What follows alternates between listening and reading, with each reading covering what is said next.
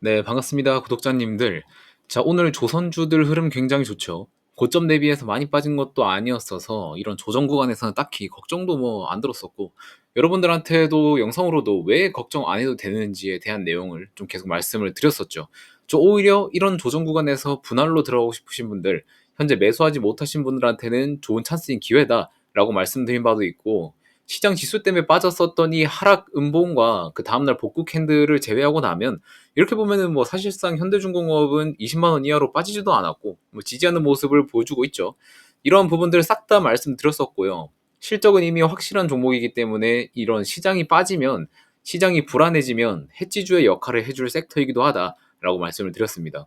자, 이런 흐름이 계속 이어진다고 보면 뭐 솔직히 25만 원을 넘어서 한 30만 원까지도 터치 충분히 가능할 걸로 보이기는 합니다만 일단 계속 시세와 수급은 좀 체크를 해야 될 부분이고, 자, 우선 오늘 시장 지수 빠지면서 기존 반도체들, 전력주들, 음식료 빠지는 돈이 결국에는 조선으로 들어오면서 완전히 시장 방어의 성격을 보여주고 있습니다. 자, 아직 시장에서 말이 많아요. 뭐 경기 침체 맞다, 아니다로 공방전이 일어나고 있는데 사실 이런 부분들은 시장 지표를 보면은 추측을 많이 하죠.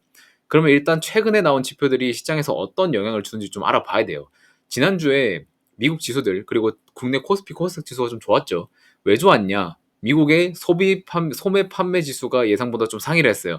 그리고 신규 실업 수당 청구 건수도 예상치보다 조금 낮게 나오면서 시장에 좀 긍정적인 지표를 좀 보여줬습니다. 근데 소매 판매 지수가 높다는 건 사람들이 이 구매력이 올라갔다는 것을 좀 의미를 하고요. 신규 실업 수당 청구 건수가 낮아졌다는 거는 근로 활동이 문제없이 잘 이루어지고 있다는 의미니까 이 시장에서는 이 지표를 보고 경기 침체가 아니다라고 해석을 한 걸로 좀 보이긴 합니다. 자, 경기가 화랑인지 침체인지는 고용과 소비, 생산 이 세 가지를 두고 이야기를 할 수 있어요. 고용은 아까 말씀드렸었던 이 실업에 관련된 부분이고, 소비는 소매 판매 지수 이쪽이겠죠. 그리고 생산은 제조업 지수 등으로 좀 파악을 할 수 있는데 이 세 가지는 모두 인과관계를 가지고 있어요. 이 셋 중에 하나라도 부러지게 되면은 도미노처럼 다른 부분에도 영향을 줄 수밖에 없어요. 자, 고용이 부진하게 되면 근무자의 수가 줄어들게 돼서 사람들이 돈을 잘 못 벌게 되겠죠. 그럼 소비 습관이 타이트해지게 되고 그러면서 물건의 주문량이 줄어드니까 공장에서도 뭐 제품 생산을 줄이게 되는 그런 현상이 나타납니다. 자, 이러면서 시장에 돈이 돌지 않으면 서서히 침체가 오는 거고, 대표적인 케이스가 코로나 때였죠. 코로나 감염으로 사람들이 외부로 나가는 빈도가 확 줄어들었고 정부에서도 식당 출입 인원 제한이나 뭐 한 10시까지 영업 제한을 걸어버리니까 자영업, 특히 요식업계 종사자들 입장에서는 이 생산이 크게 감소를 했죠. 그러다 보니까 벌어들이는 수입이 과거보다 대폭 감소를 해버리니까 부도가 나거나 아니면 가게 폐업을 하는 케이스도 증가를 좀 하게 됐고요. 그로 인해서 소비도 줄어버렸어요. 그러니까 결국에 고용인구도 감소가 됐고 급속도로 경기 침체로 이어졌었죠. 여튼 이 셋 중에 하나라도 문제가 생기면 이 모두가 순차적으로 무너지는 관계인 거예요. 그래서 코로나 때 이 민생 경제 활성화하겠다 해서 시장에 돈을 팍 풀면서 양적 완화를 시행을 했었죠. 근데 이때 경기 회복이 되게 가팔라서 국내 증시도 빠르게 V자 반등을 했고, 21년도 초에 정점을 찍었었는데 사실 이때도 경기가 막 그렇게 좋지는 못했어요. 왜냐면 실업률 자체를 보시면은 고점을 찍었었던 21년도가 한국 실업률 최대치를 찍었었을 때예요. 그러니까 건강한 회복은 아니었다는 거죠. 단순히 시장에 돈을 풀어버린 정부의 그 양적 완화 정책 때문에 들어온 자금들이 이 시장으로 몰린 게 좀 컸어요. 그래서 22년도부터 이 미연방에서 금리를 살살 올리기 시작하니까 시장에 풀린 돈이 회수되기 시작했었고 이 시장 자금이 계속해서 탈출했죠. 자, 지금까지 시장 구조에 대해서 좀 말씀을 드렸는데 이게 조선이랑 무슨 상관이 있냐 궁금하신 분들이 계실 거예요, 분명히.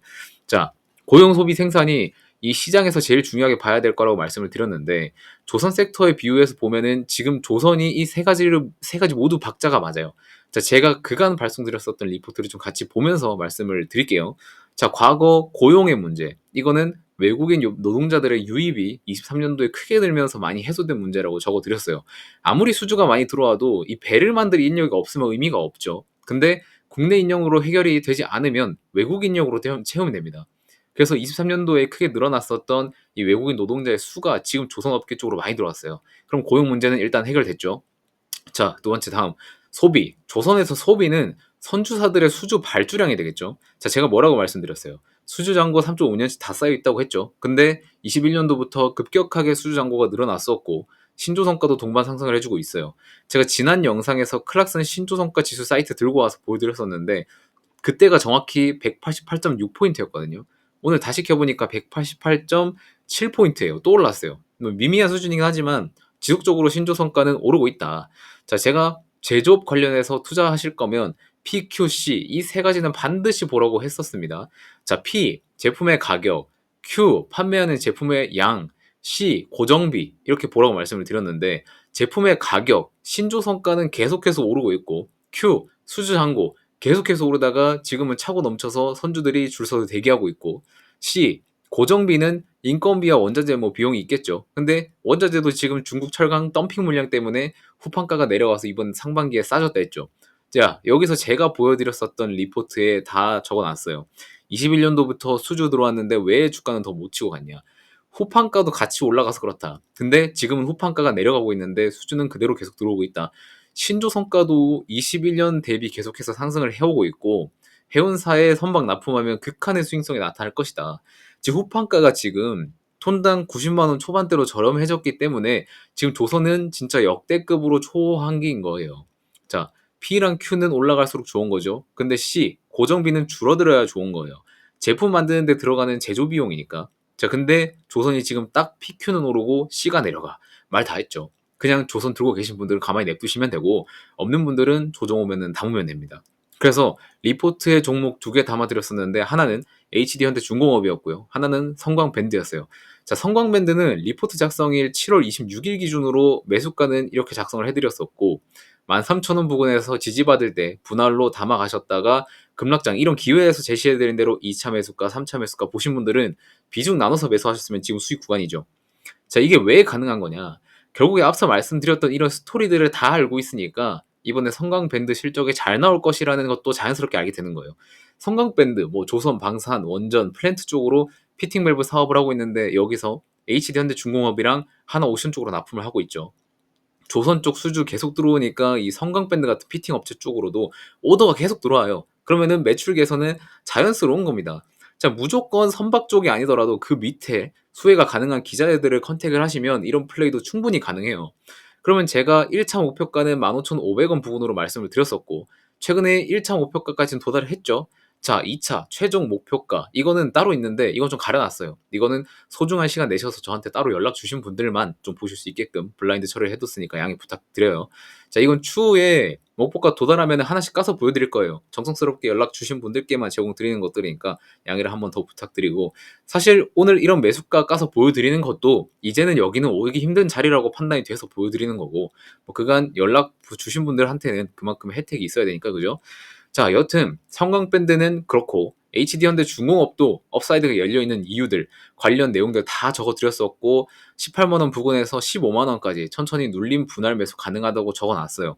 얘는 워낙 대형주라서 20만원 같은 라운드 피겨 구간 아니면 정확하게 이런 성광밴드처럼 구간을 짚어드리는 게 의미가 없을 수 있습니다. 그래서 가격 구간을 제시해드린 바가 있고 한번 쭉 내린 날에 매수 캐치를 하셨으면 안정적인 수익권 보고 계실 건데 사실 저런 급락 구간에서 용기 있게 매수할 수 있는 사람이 얼마나 있겠습니까?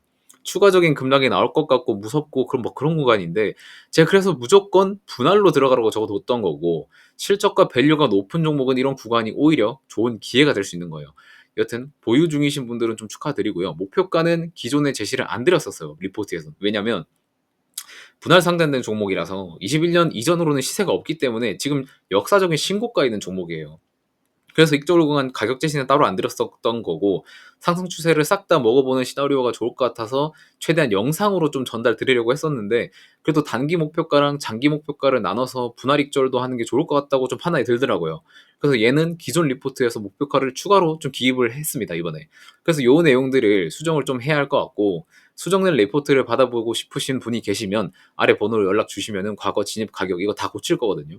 현재 8월 19일 시점에서 다시 볼 수 있는 현실적인 진입가 그리고 목표가 등을 적어서 연락 주시는 분들 한해서 리포트를 발송드리도록 하겠습니다. 뭐 기존에 받아보셨던 분들도 다시 연락 주셔도 되니까요. 관심 있는 분들은 연락 주시고 100% 무료로 드리는 거니까 편하게 연락 주시면 되겠습니다. 자, 그럼 저는 다음 영상에서 또 만나 뵙도록 하겠습니다. 고맙습니다.